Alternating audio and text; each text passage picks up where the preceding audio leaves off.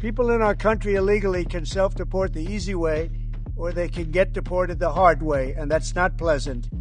The Biden administration exploited the CBP Home app to allow more than 1 million aliens to illegally enter the United States. Now my administration is launching the CBP Home app to give people in our country illegally an easy way to leave now and self-deport voluntarily. If they do, they could potentially have the opportunity to return legally at some point in the future. But if they do not avail themselves of this opportunity, then they will be found, they will be deported, and they will never be admitted again to the United States, ever again. You're never coming in.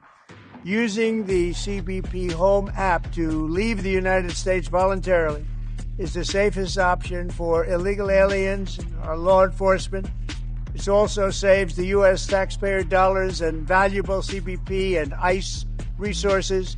And all of those resources are necessary to focus on dangerous criminal aliens. And that's what we're focused on.